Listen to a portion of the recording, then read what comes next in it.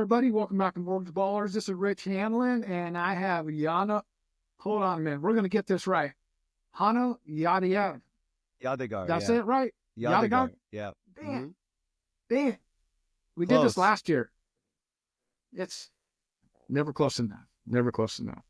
And it's such an important name to Xpert Home Lending and to Northern California, let alone Southern California. If you don't know who Hano is, Hano 2 years in a row has been our top 25. He's actually been like top 20, almost top 10.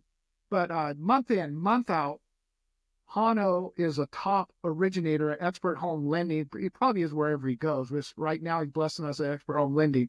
Number 11 in 2024 out of 623 loan originators. And believe me, that's a lot of loan originators in a tough market, but yet, again, it's not a fluke. There's some people that were top 10 last year that were not top 10 or even top 25.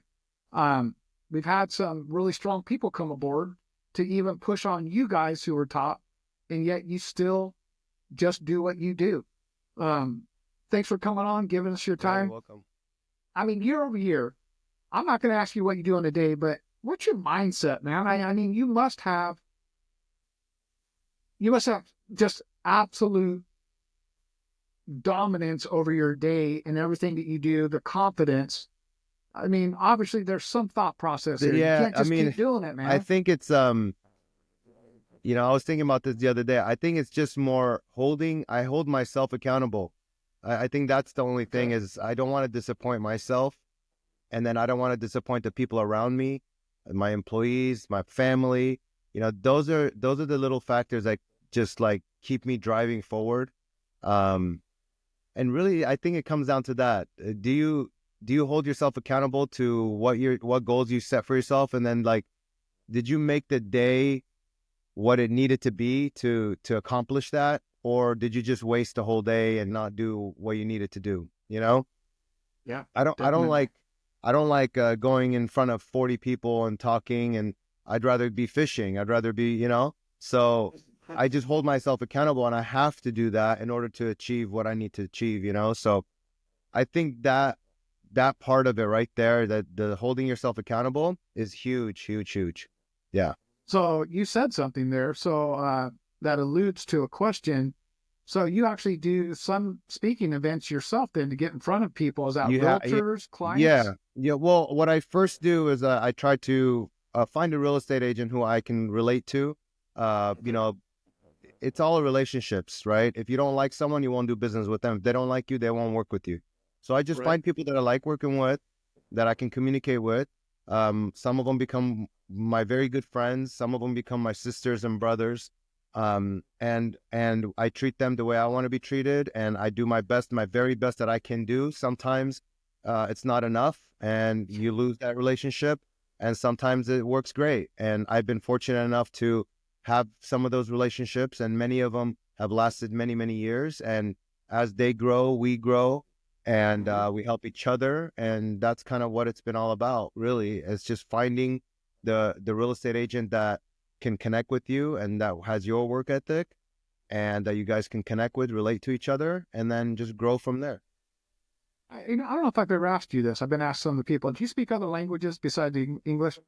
Yeah, and that's been a pretty big factor of where I reside right now is in Turlock, California. I speak Assyrian. I understand a little Farsi. So that's a big population here. And when I first started off, I used that as my advantage, and I only targeted, the Assyrian agents or the Persian agents, and I related better with them because it was my culture, so we connected better. We had mutual clients that we can work together on. So that was a pretty big step in my early career, and getting things launched off the ground. Yeah, so definitely find kind of what you're about, and then find people that you can connect with. Yeah. A lot of people, that only speak English, and they go, gosh, what an advantage. I think Preet speaks literally like 14 languages. Yeah, it's good to know more. Yeah. But at the same point, it's, yes, there's a built-in trust when you can speak somebody's language that they're comfortable speaking in and conversing in. But then I start looking at it and people say, well, I have nothing. I'm like, yeah, but I got to get off the phone, Rich, because I'm going to play pickleball or I'm going to my son's baseball game. And I'm like, again, you have a captive crowd where you have something in common and you've got to start identifying those things. Do those people in those captive instances, do they feel comfortable asking you a question? Or, how do they look at you, perceive you? People ask me questions all the time. They assume I know all the answers. But they also, I take that as a compliment because they trust me enough to go, I know this. If Rich doesn't know, he won't bullshit me. And he knows people who can get the answers. Yeah. And so I'm like, cool, I appreciate that. But I'm also honest with people. Hey, look, that's the first time I ever heard that. That's Right. cool, though. I need to find that one out. Give me 20 minutes. I'll be right back to you. Yeah. So many people are afraid of having the answers that they just won't even step out in that first step. And I just picture you every day. It's become second nature.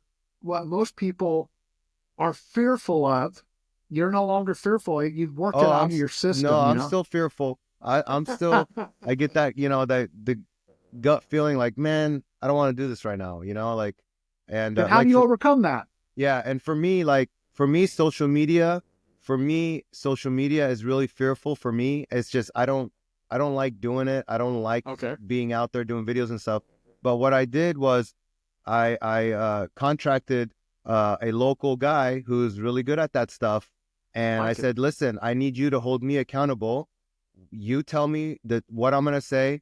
I can say it. You just tell me when, and you set the appointment with me. Force me to show up here. Tell me, hey, I'll be there at, like today, he's coming at 12:30. We're going to do 2 videos today at 12:30, no matter what. If it wasn't for him or someone pushing me to do that, I wouldn't do it because there's something that's fearful for me. I don't like doing it. I don't like the pressure of, camera. Like right now there's a camera on me, but this is more natural for me. But when there's something like somebody says, okay, 3, 2, 1, go. And you have to read a script. For me, that's not natural. And I always I have to do like 50 takes before it's natural. So I always tell him, I say, look, don't tell me the script. Just tell me the topic. And he goes, okay, this is the topic. I go, okay, just give me 1 take. I just need 1 take. And I do it, 1 take, I'm done. And he goes, okay, perfect. That was good. Well, and I like it because it's the imperfections that are the best. I have people that just keep going and going and going. I'm like, yeah, but your clients aren't perfect and you're making them nervous. Yeah. I'm wearing a t-shirt under here. You ain't seeing a tie. I thought I'd try it today just to see how it turned out. But this, I know I wear baseball hats. Someone said, Rich, you don't dress very professional. And I said, well, who's my clientele? Maybe we should have a conversation. Do I dress non-professional because I'm going in front of the president of the United States? Or my people are hardworking, blue-collar people. Like, I'm dressed perfect because we're going to have a cold beer after the softball game. Yeah. And it's, I can relate to that. I know who I am. Yeah. And I tried to step outside of that, but I don't do good with the millionaires. And I do good with people who have need, and we find solutions and we overcome and we get into houses and, hey, is there anybody else we could come? And you can relate to this because I see your loans and you know exactly what I'm talking about. Sometimes it takes that second, third generation all at the same time entering that house in San Jose to cover that stupid price. Yep. It's so expensive in some of these areas.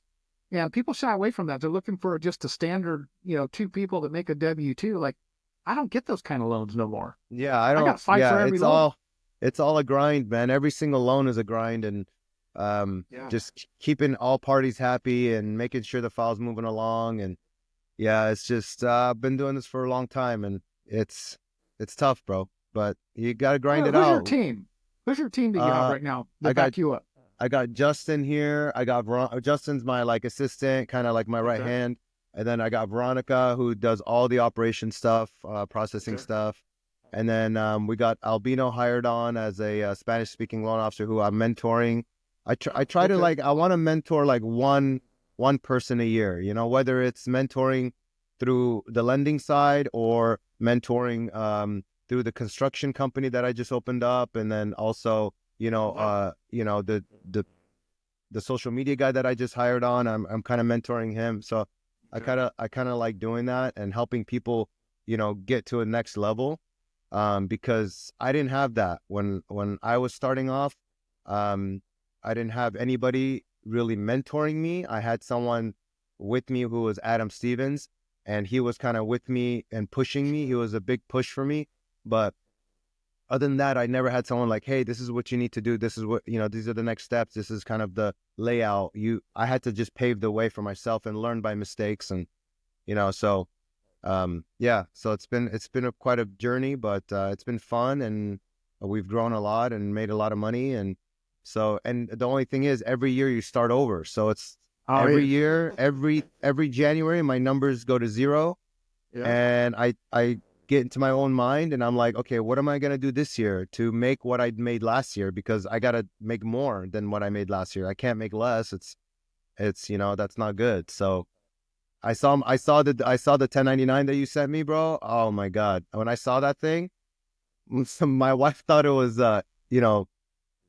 let's just say it was 60,000 or something. She didn't count the zeros. And I'm like, babe, no, that's not 60 grand. And so I'm like, how the hell am I going to do that next year? This is, at one point, this was an impossibility for me. Like I couldn't fathom hitting that number. And this is a tough market. I believe you'll be 4 times that when the market turns. I don't see how, but I'll figure it out, but I think, this is a tight market right now. It's just 7% purchases only, that's like, that's good luck selling that and fighting against all the online companies that are sending 1 million letters to your clients. And honestly, that's why I don't like the refi market. I never did like the refi market, because you're always competing against somebody sending a letter, this and that. It's hard for me to get people to refi. I just personally, I don't like it. I don't like when people refi. But hey, when the rate is lower, it's lower. Yeah, spend $10,000 for closing costs and get a lower rate. That's fine. But for me, it's the purchase where really like that makes sense to me. So that's kind of what I've been focused on. I used to be the other way. I was refinance oriented. I like saving people money. But at the same point, they'll leave me in 2 seconds if they get a letter in the mail that says they can get it. And they haven't pulled the trigger, but I have this 1.99, I always tell my team, I'm like, there's nothing holding this person to move forward on this transaction. Nothing. There's no escrow. There's no deposit. There's no realtor pushing them. There's nobody. So they can walk away at any moment other than the $600 appraisal that they had paid for. They could just walk.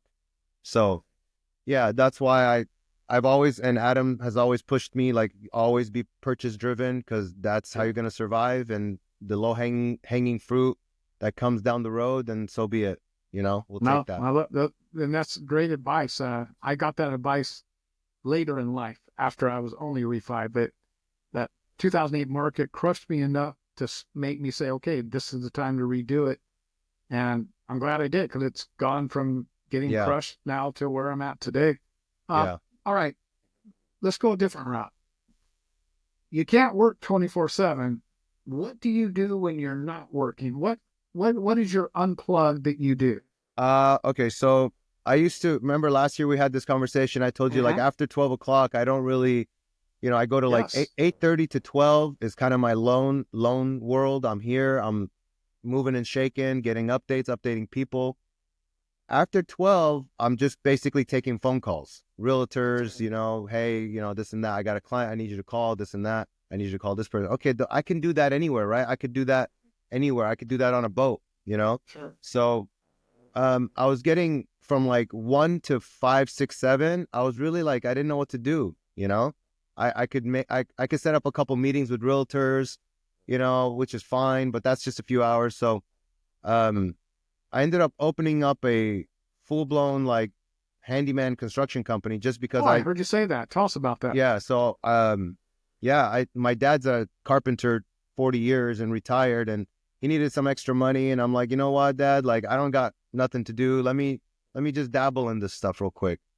And, I ended up, I just passed my GC license. So I got my general contractor license. We're moving and shaking. I mean, we're doing like 3 or 4 houses, like as far as handyman. Sure. Every day I got him scheduled now. He's at a job right now doing dry rot repair for actually a loan that we're doing. Oh, So some built-in work. Okay, yeah, that's what you're saying. the synergy between, I didn't realize this at the moment, but the synergy between a construction company and a loan company, the synergy between the two is like, hey, I got an appraisal with dry rot repair, and the pest company is charging me arm and leg, and they want the client to pay up Yes, they do. front. They want the client to pay up front for everything. And I'm like, wait a minute. I already know where the loan's at. I know this thing's going to close. Hey, Dad, I'm going to schedule you for this job. Knock it out. We'll bill escrow. You know, they'll pay our LLC company, and everyone's happy. It's a win-win, you know? So That's a great idea. that's been it. that's been coming down the pipes. But then, like, I know how to do SEO. I know how to do, you know, all the Google stuff and all the exposures and reviews and how to get ranked. And I just implemented that in the construction company, and we're ranking #1, and we're only 1 year in business, you know? I like it. So it's like, people are like, how the hell are you ranking so high? The other guy is like 40 years doing this in the same city, and he's ranking #3, you know? And I'm like, well, I did it for the mortgage company. I could just duplicate it, you know? So that's kind of been my baby that I've been babysitting for the past like 2-3 months. I've been really focused on that. But yeah, after 1 o'clock, 2 o'clock, that's kind of what I do, and take phone calls. It's just phone calls. That's all it is. So just That's have awesome. I love conversation. you got that second, but it reminded me, my aunt growing up, she was a realtor, but her husband owned a pest company. So all her Yeah, same thing. people would use that company, and then Right. if they got the work, then they would actually get the work too. But Right. they had built that in. That was his strength, and they did that for a lot of years. A lot of years. And you know, I haven't made a profit on it. I'm just dumping money back into the business, but it gives my dad something to do. And we actually hired another semi subcontractor that's kind of with us now, that's helping him out. And eventually my thing was like, I can franchise this and duplicate it in other cities, and just it can grow into something just amazing. So I'm surprised more people don't do it. You're absolutely correct. I've got people wanting to sell insurance too, and I'm like, you guys can do that. You just got to disclose if you're making money. yeah, But we got a lot of people. I think Nexa has their own insurance division that they try and give a quote on everything. You know, his wife owns the processing company that they force everybody to use. Yeah. And I think you just have to have like a why. Why are you doing this? Yeah. You know, like, why am I doing? You're right. It could take you out of your zone. Yeah. As long as you have a why, like, why am I doing home loans? Because I love helping people get into their first home. I love that. Right. Yeah. That's my favorite thing to do. Why did I open a construction company? Because I want to help people fix their homes up that they have no clue what they're doing and they don't know who to call. Sure. I want to help them be able to get that project done in a timely manner, in an efficient manner, in a good price, fair price manner, and be able to be happy with all that and not get screwed over. And, you know, and if we can combine those two things together in an escrow, then that's even better. No, absolutely. Congratulations on that. Yeah, I mean, that's just smart doing that. I got people that are doing flips. I got people doing self-lending. I mean, Adam too, he gets into a lot of things. Yeah. But your question was, what do I do when I'm not doing this? I like fishing. I open other companies and I work. Yeah. No, well, recently I've been doing this other company, but I think this other company, as long as I work hard at it for like a year, I think at one point I could step back and I'll have a receptionist and I'll have all that. So that being said, I like playing soccer. That's my #1, and going fishing and spending time with my kids. Those are kind of spending time with my kids, #1, and then soccer and fishing. Those are kind of the 3 things that I like doing. And, you know, fixing up the house, doing little honeydews around the house. That's kind of what I enjoy. Okay. Your wife might see this, so be careful what you commit to. Yeah, exactly. I dabble in a little bit of 3D printing. You know, I did that. I got into that a little bit, and that's been fun. I really enjoy 3D printing and working on projects like that. So, oh, that's awesome. You got some great hobbies. Talk to me this way. There's a lot of people sitting on the fence right now. There's a lot of people. Well, #1, we're down to 25% of the loan officers we had 4 years ago. That's crazy to me. Like 93,000 left. Obviously, they all come back, I guess, eventually. But there's a lot of borrowers out there, whether they're waiting to refi or waiting to purchase. You know, the market is the market. and you're fighting for everything you have. What advice do you have for that borrower just sitting out there in limbo? This is actually the video that we're going to create today. I posted yesterday a little snapshot of MBS Highway where it showed the green bars. And I said, 5 days of gains. I haven't seen that in a long time. 5 days back-to-back green bars. It hasn't, it's always, there's a red in there somewhere. Sure. And so when I posted that, I had one of my friends come online and say, hey, let us know when the rates go down. We're ready to buy.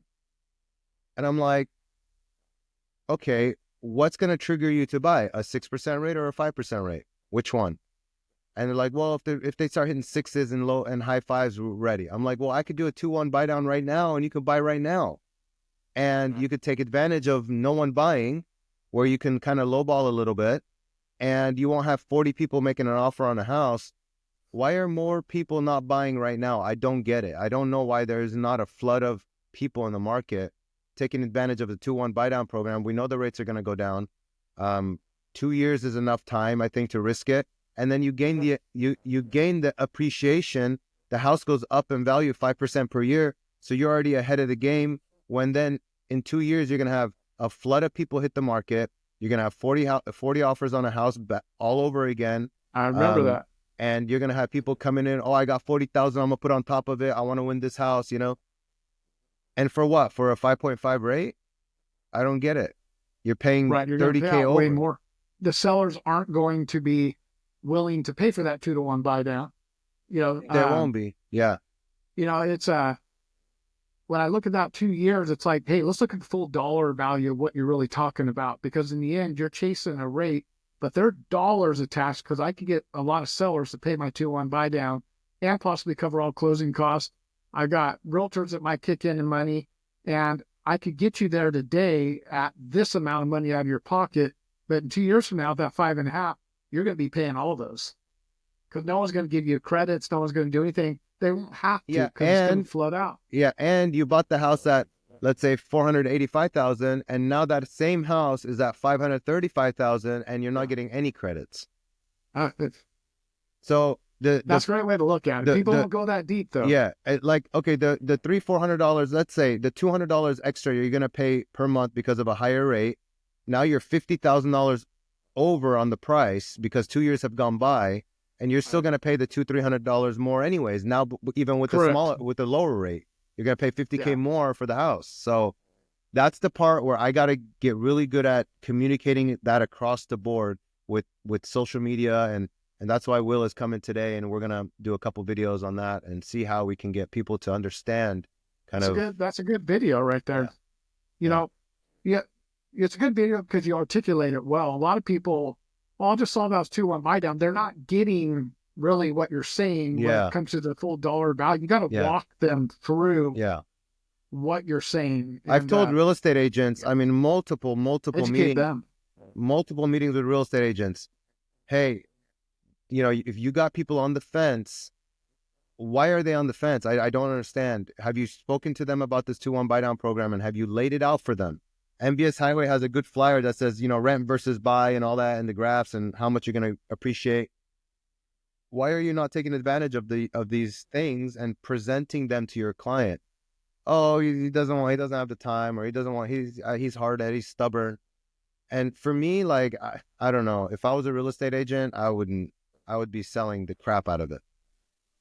You know, with a lot of realtors have left the market. I can tell you, there are some, just like loan officers, that there's gosh, what was it? Less than 28% of licensed realtors did at least one transaction in 2024 or something like that.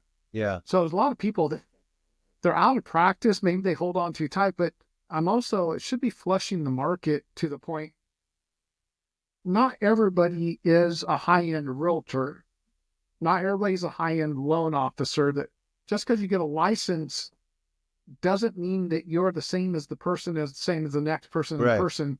And it's you know, the license just opens the door to the conversation, but the experience, the skill, you do so many loans month in and month out. The conversations, that's just the loans that go through, let alone the conversations that don't go through. That's what people benefit, because it's like, I would challenge people, try and stump on them. call him and try and stump him with what you think, and he's going to talk you off that ledge. Because I see the loans that you do. They're loans that a lot of people would have said, oh, that's going to be too hard. That's, I'm not going to do all that. And it's like, but you do it every day like it's just another day. Yeah. You even stump the lenders, the lenders are like, what are you trying to do here? Well, obviously you don't know San Jose, California or Petaluma. That's normal to have 3 or 4 generations of family in there. There's nothing weird going on there. That's the norm. And the fact that he knows that to look and ask, oh, well, let's rearrange it this way. Let's take this person off. Let's do it that. He understands the guidelines to be able to maneuver on loans.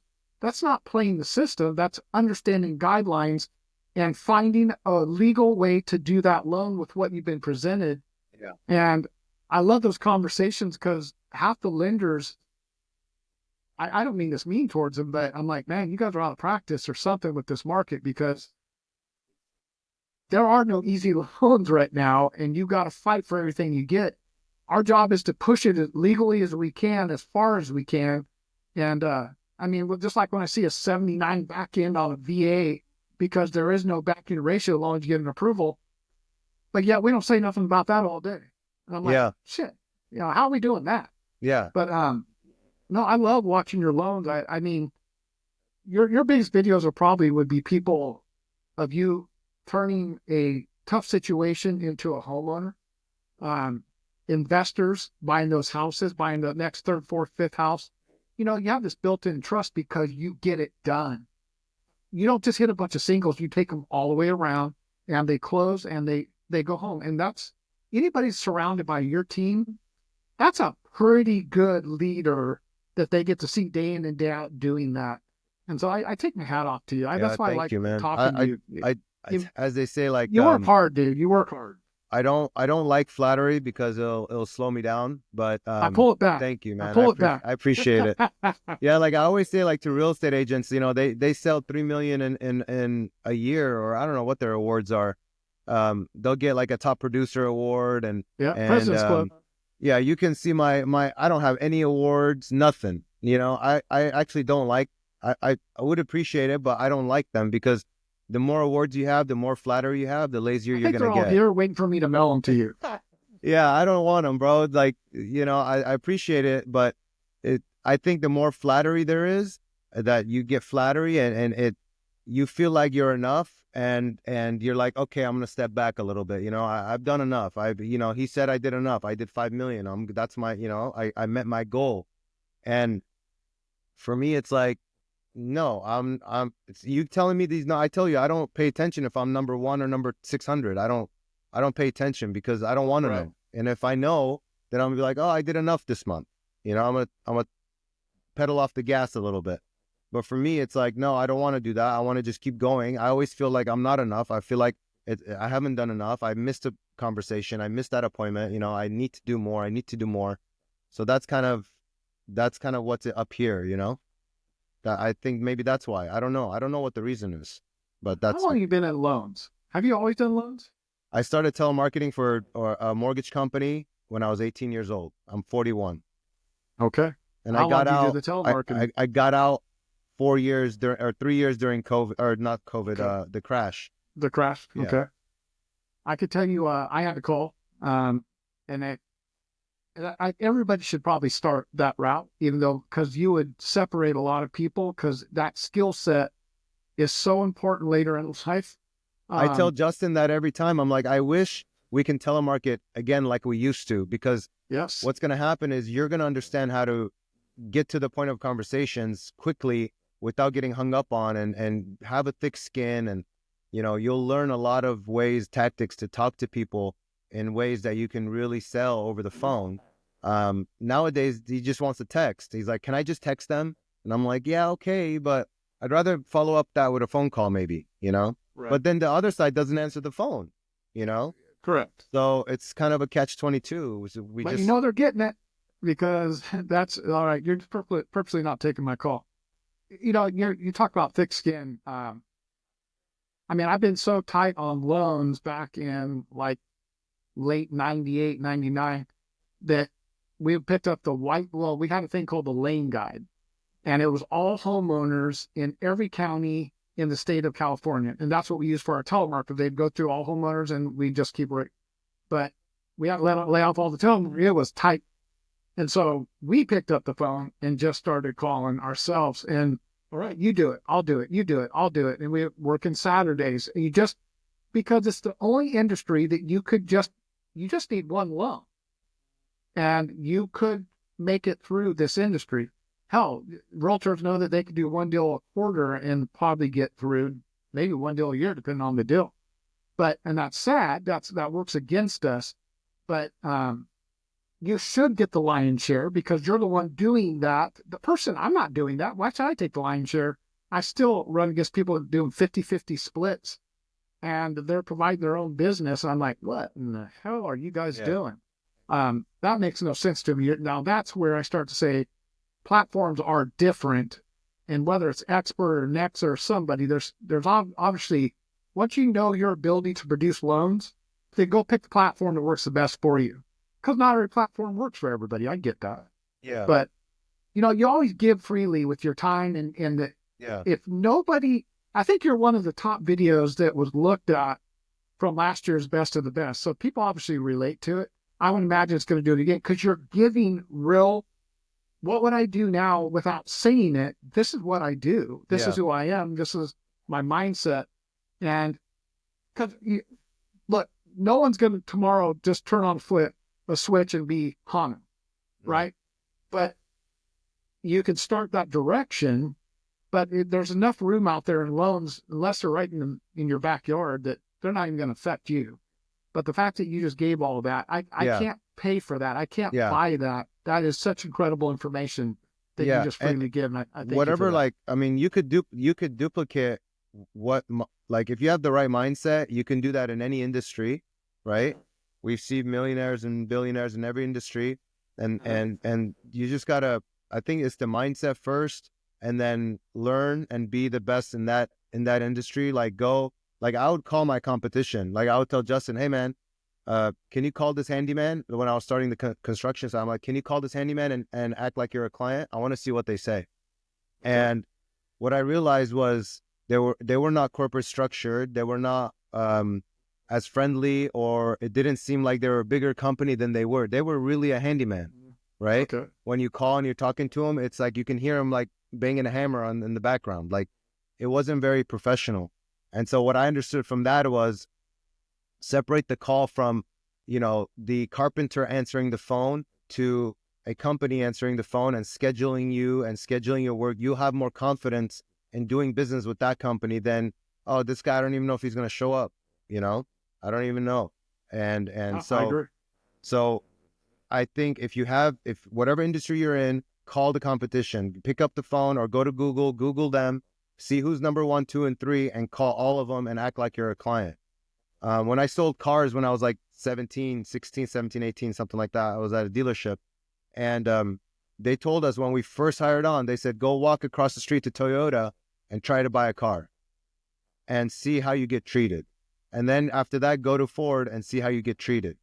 I happen to be at Cadillac, so come back and then we can talk about what they did and what you can do different than what they did. Because at the end of the day, the consumers, what you're trying to affect. And if you don't know what the consumer's going through, then what's the point? You're just guessing, So, I do loans myself, and I'm like, good Lord, I can't remember signing all this paperwork. My people do it every day. Yeah. And I'm like, I can't believe we haven't got it down to one signature. Yeah. Let me review it and I'll just sign it once. This is crazy that you kill so many trees. For this always stuff. As an entrepreneur, put yourself in their position, see what they're going through, and then try to mitigate all of that as much as you can. So what I did, my website, there's no, tabs above and confusing stuff and verbiage. Literally my picture, all my information, apply now button right there with 2 arrows going, or 1 arrow going to it. Right. Good. So the reason why I did that is because I would send them the link. They'd be like, hey, I clicked on something else and it took me somewhere else. And I clicked on this, it took me to a corporate site and this and that. And I'm like, no, this is not going to work. I changed it. And I said, I'm sending you the link. It's just 1 button. It says apply now. Click on that, create an account and go from there. And it's flawless. They do it every time. you know, MyRichHanlin.com. It's a one-page thing. one page, I got rid simple. of the multiple pages. Yeah, get rid of all that. Simple, simple, simple. But I just had a meeting with SEO, my guy that's going to start doing SEO for me. And he's like, you have to have multiple pages that Google can crawl. And so I'm like, listen, you give me a proposal, what you think looks best. Give me a snapshot of what it's going to look like. If it's simple, then we'll do it. If it's complicated, we're going to stop. So yeah, No, definitely I know what he's talking streamline. about. Yeah. And then like also like when someone does fill out an application, how fast are you reaching out to them? Our system's automated where they get instant text messages going out, then 3-day, 4-day follow-up. If we happen to miss the application or we don't communicate, I have safeguards in place where like 2 days after or 24 hours, a task gets created like, hey, have you reached out to this person? This is a new app. Have you reached out? And so the team sees those emails come in and they know to call them and like make sure that the app is moving along, make sure the agent knows that it's moving along, make sure the client knows that it's moving along and that we receive the document. So everything's kind of like automation, like automated, make sure that every step of the game all the way till the end is all automated. And then at the end, I send them a little cutting board, something nice, little gift. And that's even like, here locally, I partnered up with a local woodworker that kind of takes care of that. And everybody knows what to do from start to finish. So that's why I can like at 12 o'clock, I can kind of pull away. Right. And, focus on maybe other things, focus on my family, focus on other things, so that's, congratulations on that. That's awesome. It's been years. It obviously works. Yeah. It's been years and years of just practice and the vision I have. And I told like Will, the social media side, I told him the vision I have and I'm like, this is the vision I have. It's your job to make it a reality because I don't know how to make it a reality. Okay. I don't know how to do social media. You do that. So that's I'm good at a lot of things, but there's a lot of things I don't want to just be good at. I want to be great. So I've learned to hire people who are great at it. And then I just stand back and your time is worth something in comparison to what you're giving up to try and do it yourself. In the beginning, I was trying to do everything. And I'll never forget, Adam said, you're a $500 an hour employee. You're a $500 an hour employee. Act like it, right?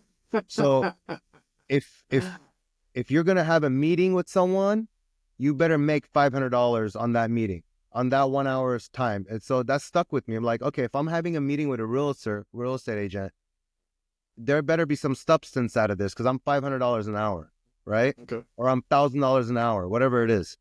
So before the meeting, I asked him like, hey, is there any clients that I can follow up with now that I can show you and prove to you that I can pull a rabbit out of a hat and get you another escrow? Well, yeah, I had this one. I have a few that have been declined. Maybe you want to look at them?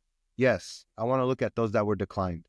And I want to pull those escrows out and give them to you as a little cherry that this is something that your current lender couldn't approve. And we were able to find a creative way, maybe a cosigner, maybe something, bank statement program, whatever. We can find a way to get this another escrow for you. And I tell realtors that I'm like, I can get you a few more escrows per year if you partner with us. I believe that. So always treat yourself like you're high level. Don't, if you're doing something and it's repetitive and it's something that you can outsource to someone to do social media stuff, then do that, pay the extra money and go after the big stuff. Go after the more important stuff. All this stuff has taken me 20 years to figure out. So I hope whoever's listening, take it and run with it. You will get a lot of traction off of this. And the fact that you just gave me 40 minutes of your time, I didn't mean to take that much because I know what you got going on. You know what, Hano, first of all, thank you. Number one, congratulations on another top year. Just keep doing what you do. You'll be successful wherever you go. I appreciate that you partner with us at this point in time. And it's, how can I say anything but thank you? You make us look good. And that's what Xpert's about. And you embody that. So you guys have a good platform. I mean, there's nothing I can say about the platform that's bad. I mean, it allows you to do what you want to do. It allows you to market the way you want to market. It allows you to, get platforms that you want to have on your system and work the system. And Nobody bugs you. Nobody calls you and says, "Hey, why are you doing it this way? Why are you doing it that way?" Before we used to get that a lot. When you work for a bank or something, like, "Hey, what you can't have, you can't market this flyer this way. You got to do it this way. You got to have these flyers." And so it's kind of like, really, like, I own my own brokerage firm. I treat it like that. Absolutely. Like, this is my brokerage firm, Yeah, you And guys so, see a mindset, which is good. yeah, that's kind of how I treat it. All So right, thank I'm you. not going to take any more of your time. I'm just going to say thank you for your time today. Yeah. Hano, congratulations again on being best of the best 2024. I already know where you'll be at the end of this year. I wish you nothing but success for 2025. Keep doing what you do, and thank you for giving of your time freely, because people will get a lot out of this, both loan officers and Right. borrowers. We'll make sure we do our end to get in front of a lot of people, because you deserve to have it seen. And like I always say, as we close it out, be thirsty, my friend. Yep, for sure. Keep going. Don't stop. All right. All Thank right. you. Thank you for See your time. See ya. Take Bye-bye. care.